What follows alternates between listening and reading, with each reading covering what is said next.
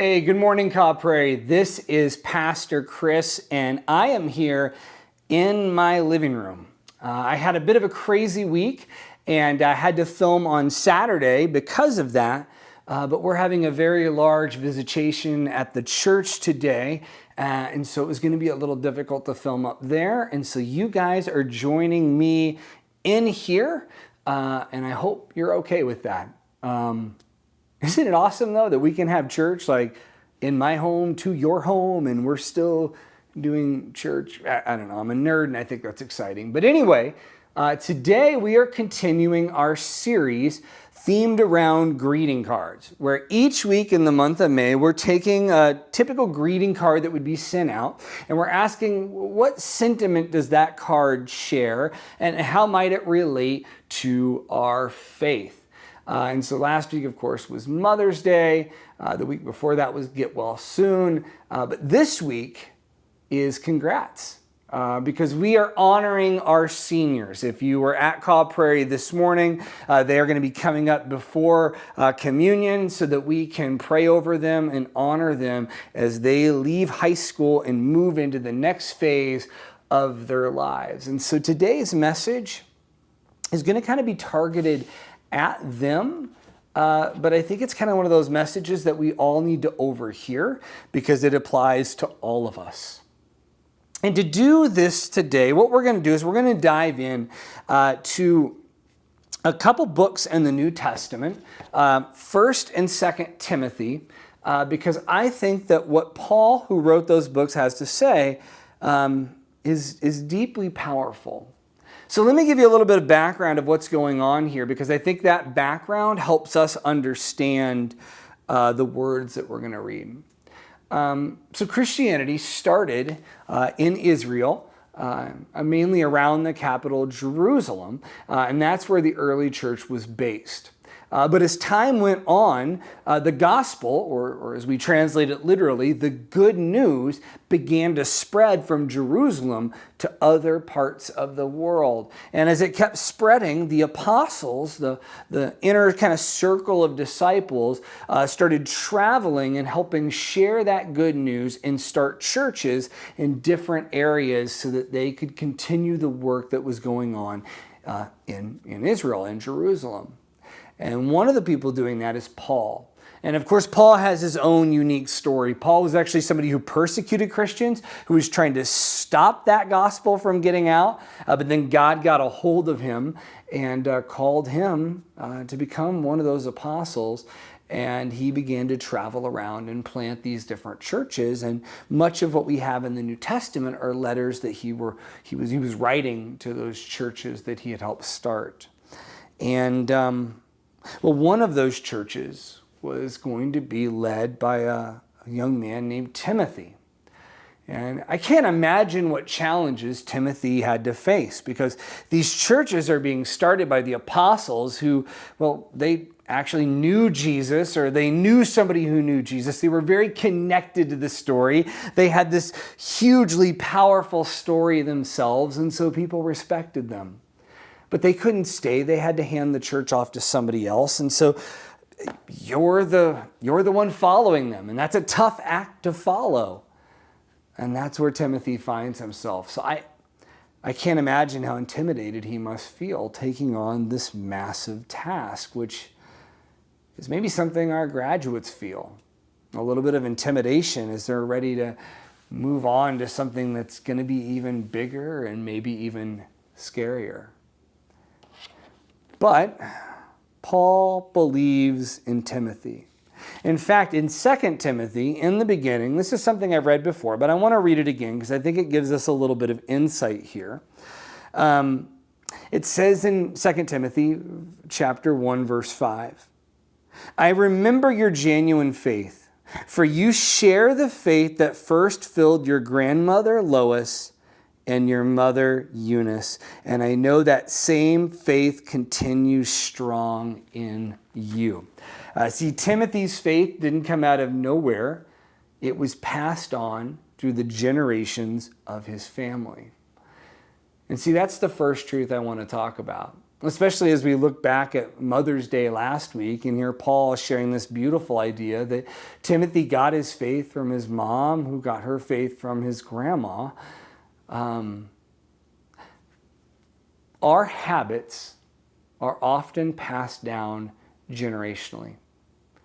The things that we do on a regular basis get passed down from generation to generation. Here's a great example of this. My mom actually came and stayed with me this past week and helped out with some stuff in my life, which was awesome. Thank you, Mom. But when I was growing up, my mom had this kind of weird habit. When we would be at the grocery store, she would never grab the first item. So like if we were to find the cereal we were looking for, she would never grab the box that was on the front. She would always grab one of the ones behind it. Now, I don't know the exact reason. Maybe it's that the first one has had more hands on it. People have touched it and then put it back, or sometimes it's a little more beat up. But for whatever reason, my mom would always grab the one behind the first one. And over time, I started to do this myself. In fact, it's almost become a little bit of an OCD kind of twitch. I will never grab the first item. When I go to get my coffee creamer, I move the first one out of the way and I grab one of the runs behind it. And I've just done this every time I've gone shopping as an adult. And then a couple weeks ago, I was at Target with Ollie, my daughter, and she was going to go buy a Squishmallow, which is a popular brand of stuffed animals right now, and she collects them, and she went to buy one, and I saw her walk up to the area where they were at, and she moved the first one out of the way and then grabbed one of the ones from behind it. She even looked at me and said, "I think this one will probably be nicer," and then she put it in the cart. It was at that moment that this fact hit me. Habits are often generational. We pass them down from one generation to another. And that's not just true of grocery shopping. It's also true of our faith. So parents and grandparents, uncles and aunts and guardians and mentors, the things you do in your faith are picked up by the generations under you and often carried on by them. If you went in my bedroom, down the hall over there, one of the things that sits by my bed is this red Bible right here. Down on the bottom it says Linda Huggins. That was my grandma. And growing up, I watched her take this Bible to church. I watched her read this Bible. And at some point, when she passed a few years ago, it was handed on to my mom and then was handed on to me. And I keep it as a reminder of how the habits that we have, especially the spiritual habits that we have, are passed down generationally.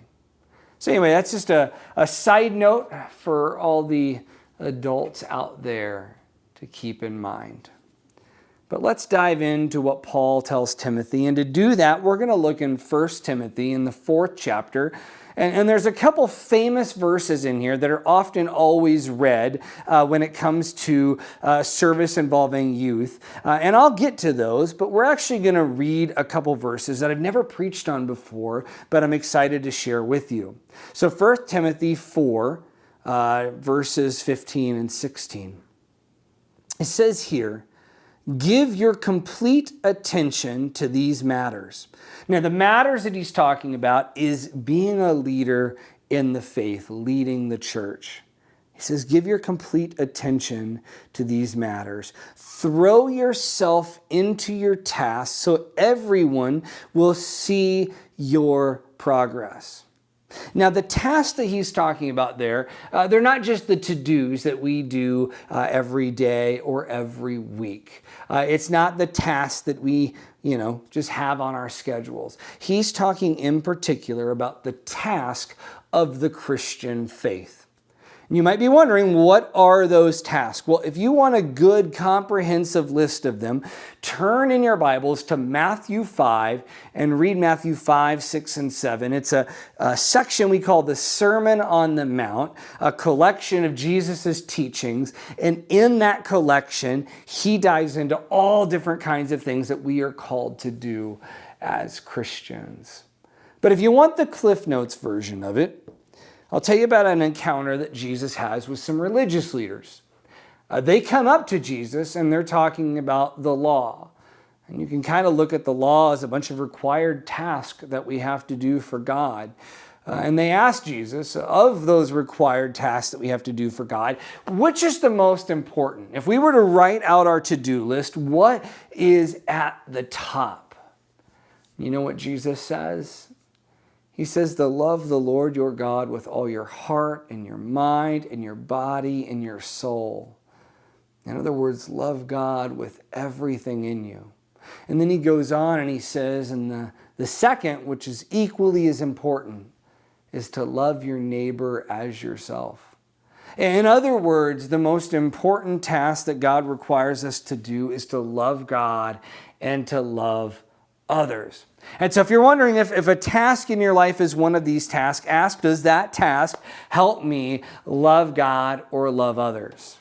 Yeah, for me, some of those tasks are, well, prayer. Spending time talking to God, sharing to God what's on my heart, what's going on in my life, the good, the bad, the ugly, speaking to God. Or letting God speak to me through reading the Bible. Opening up the Bible like my grandma did. And asking, what does God have to say to me? Because I believe the Bible is living and active and life-giving. So one of those tasks is for me to engage in that. Another one of those tasks is to serve at a church, whether that be our church or any other church, but to serve, to get involved.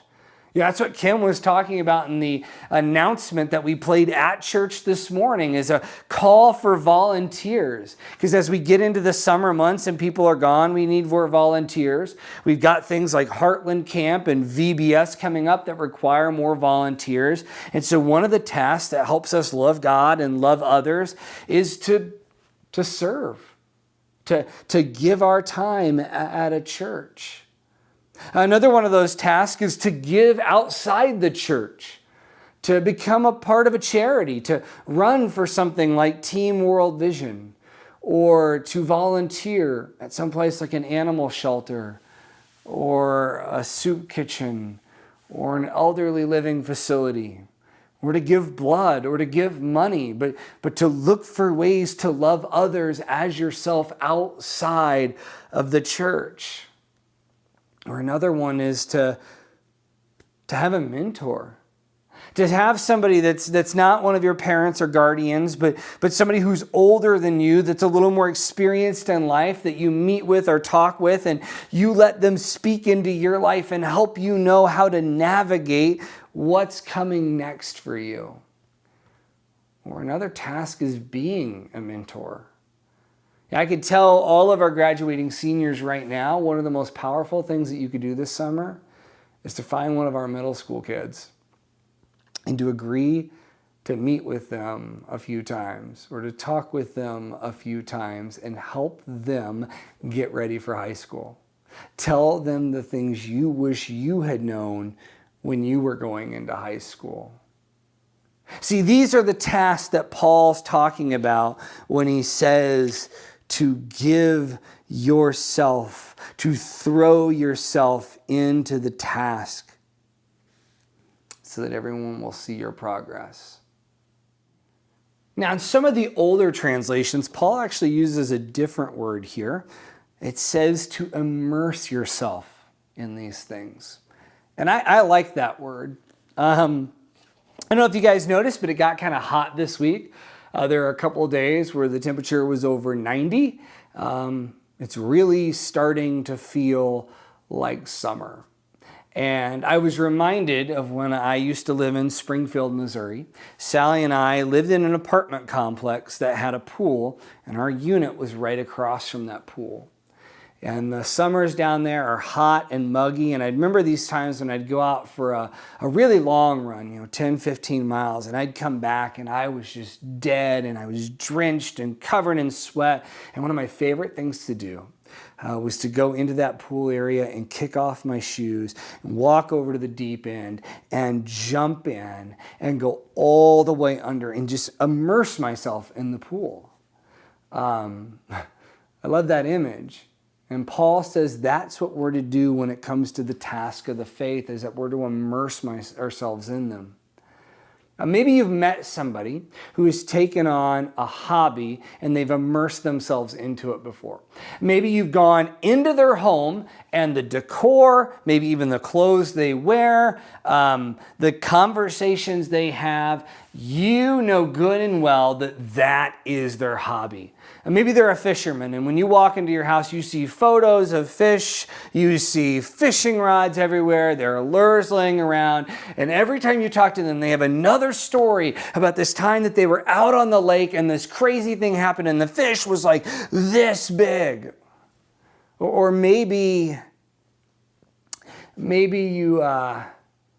it's traveling. You've met somebody who wants to go to all 50 states, and in each state they buy those weird little spoons and they've got them displayed in the house, and they've got postcards from all the places they've been. And when you sit down, the moment you mention a new state, they begin to tell you the story about the time that they took an RV there in 1972, but then they ran out of gas and they had to get help from that weird guy with the big beard that was kind of scary. And yeah, you know what I'm talking about. When people fully give themselves into something and you know it.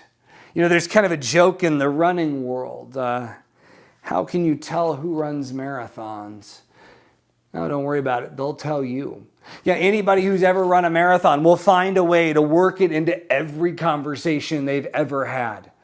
Because they're immersed in that world. If you come in my house, you'll see that. You'll see shoes and medals and all that lying everywhere.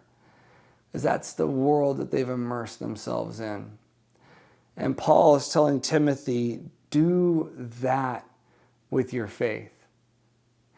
Dive into the deep end of your faith. Let it cover you. Let it become a part of every aspect of your life. And here's why that is important, especially as you move into this next phase of your life. There's always more to do. There's always another task.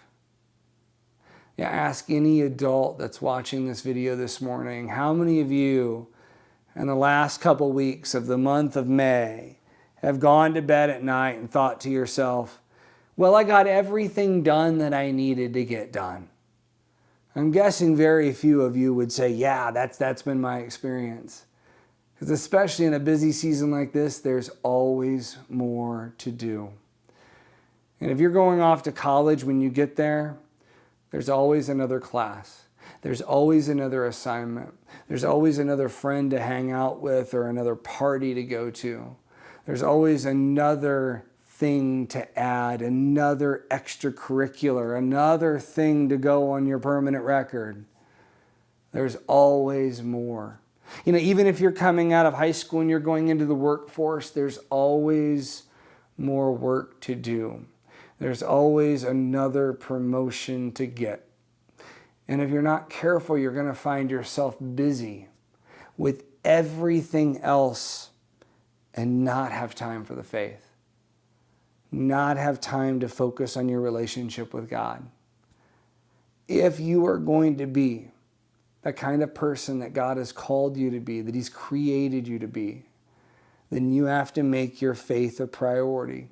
You have to immerse yourself in the task of the faith. You have to make time to pray and to read, to serve and to give, to learn and to teach. Because if you don't make time for them, you won't have time for them.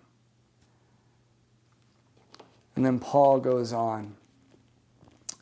He says, keep a close watch on how you live and your teaching. Keep a close watch. You know, I sometimes hate when people use the slippery slope arguments because I think a lot of times they're using that to scare people into doing or not doing something. But I will say that there is a need in our world, especially in the phase of life when you're coming out of high school, to keep a close watch. It is so easy for something to creep into your life that takes you down the wrong path. If you listen to the story of anyone who's experienced a downfall, whether that's an improper relationship or substance abuse or greed or corruption, whatever it is, when you listen to their story, there's a good chance you're going to hear that moment where that thing first started to creep in, where they met somebody who began to influence them in a negative way. You know, there's this passage in the book of Luke that talks about how what we put in the body affects what comes out of the body. And this is true literally. Just ask anyone who's ever eaten Taco Bell at 3 a.m. But it's also true spiritually, that the things that we allow into our lives affect what come out of our lives. Hang around with a group of people that uses a certain phrase or a certain slang word, and you will begin to use it yourself. Begin to watch things on a regular basis that teach you to love a certain group or to hate another group or to have a certain opinion, and you'll notice that will begin to affect your life and how you speak and how you live. Paul says that we need to keep a close watch to make sure those things don't creep in. And then he goes on and he says, stay true to what you know is right. We live in a world that wants you to conform to be what it wants you to be. I watched a documentary on Netflix just this past week entitled White Hot. And it was the story of Abercrombie and Fitch, the store in the mall. And in the late 90s and early 2000s, it exploded in popularity.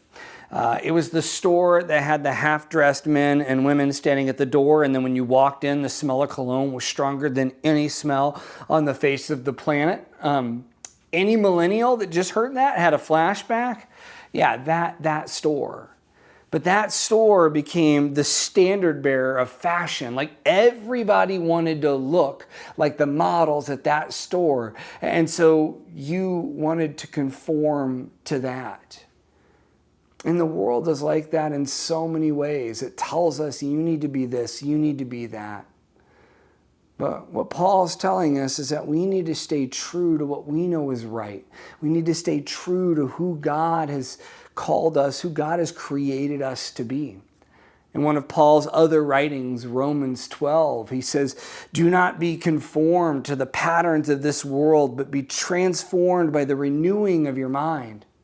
In other words, when we do those tasks that he's talking about, it changes the way that we think, and it allows us to stay true to what we know is right. And then he gets to why it's so important. He finishes, he says, for the sake of your own salvation and the salvation of those who hear you. So it's not just about you having this relationship with God, but it's about others having a relationship with God. Now you might hear that and say, well, I'm never going to be speaking. I'm not going to be a preacher like Timothy was, so that doesn't really apply to me. But here's the truth. Our lives speak. Our lives share a story. As you live, in many ways, your life is a sermon. Other people are watching and listening.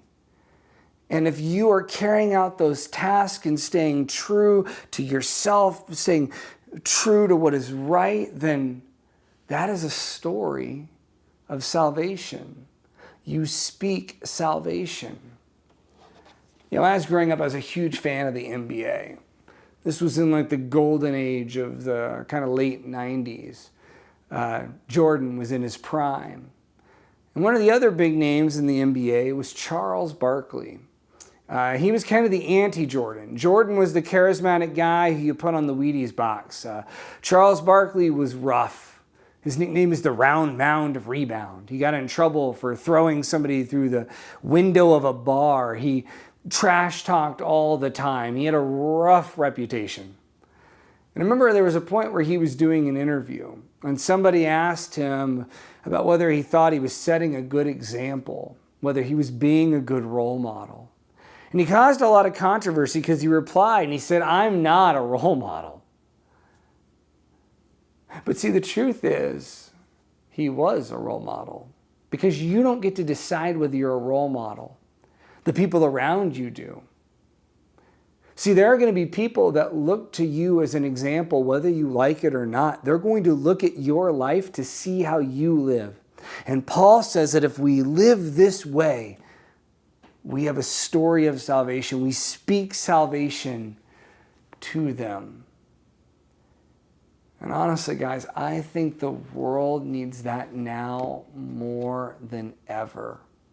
Yeah, our world is a bit of a hot mess. And the generations before you have failed. You know, I thought millennials were going to turn it around.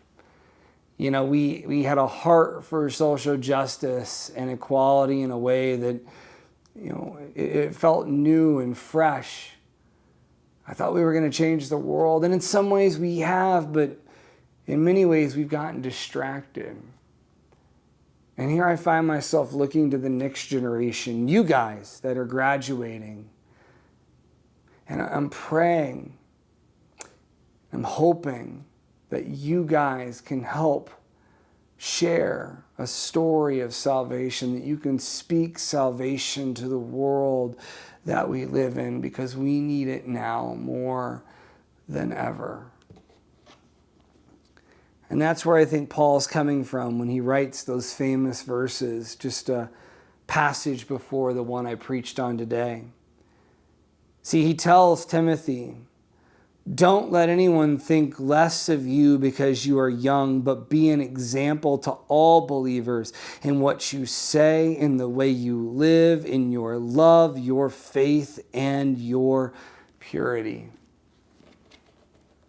So to those graduating, please be the example that we so desperately need, that our world so desperately needs. And I know you can. I know you guys can help change the world and make it more like God wants it to be, that you can go out there, you can immerse yourself in these tasks, you can stay true to what is right,